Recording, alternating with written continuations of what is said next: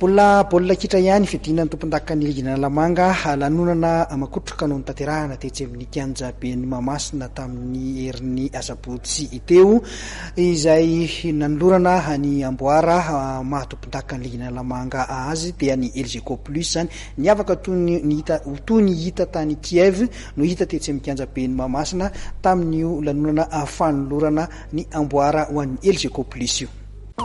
Ny farana ny sabotsy 7 Mey teo ny fiadiana ny tompondakany Analamanga taranja baolina kitra sokajy diviziona voalohany. Taorin'ny andro 12 natao ny zoma sabotsy dia natolotra ny ekipan'ny LGK plus ny amboara izay nanamarika ny maha tompondaka azy tamin'ity tampilalaovana 12 sy 13 ity. Miavaka tanteraka ity fitaokamarana ity satria ankoatran'ny famaranana ny lalao dia lanonana maro sosina ny tanten'ny Mahamasina.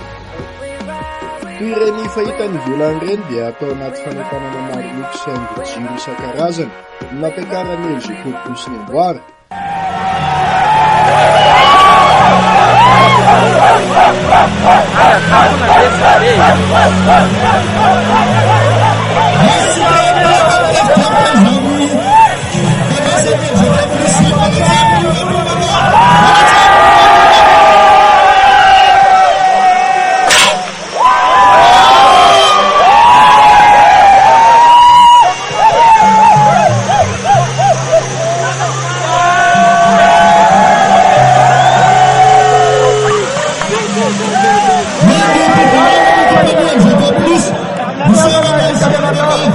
Fitolorana medaly volafotsy ihany koa ny ekipan'ny Asadema izay mitana ny larana faharoa.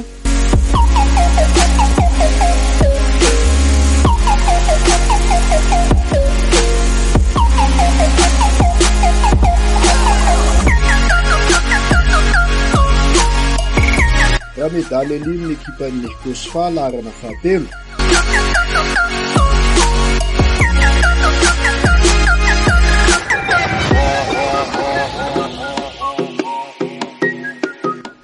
Teo ihany koa ny fanolorana finday ho an'ny mpilalao mendrika indrindra dia isambatra avy amin'ny fosa junior FC Tana.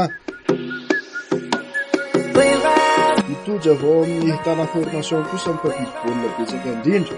Baolina 13 ny mitafidy ny tao anatin'izany fifaninanana izany.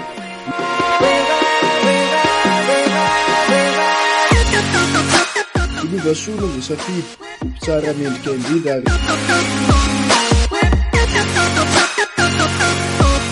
dimby no mpitsara mpanampy misongadina.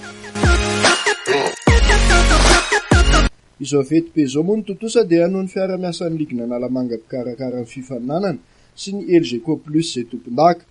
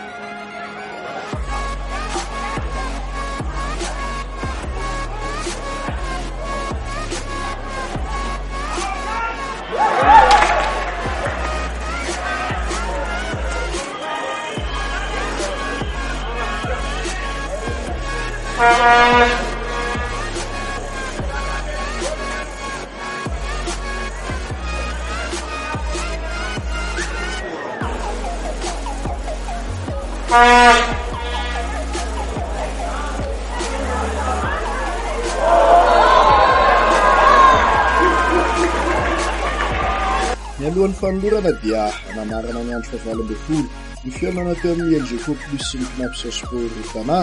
Isaraka ady sahala rairay ny rotota tamin'izany.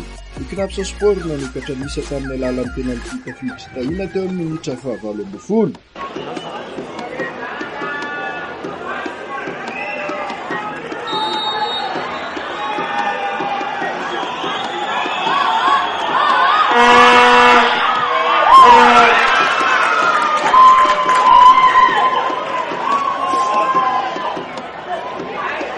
Manasala nisy ho an'ny LGK kosa ibila teo amin'ny minitra 7.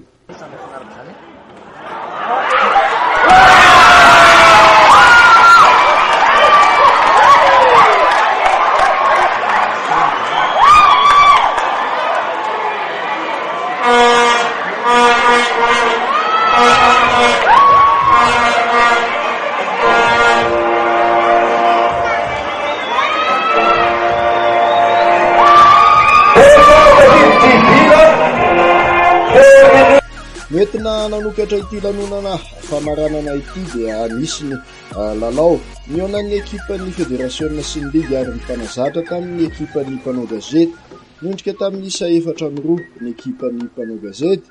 Toy izao kosa ireo vokatra hafa.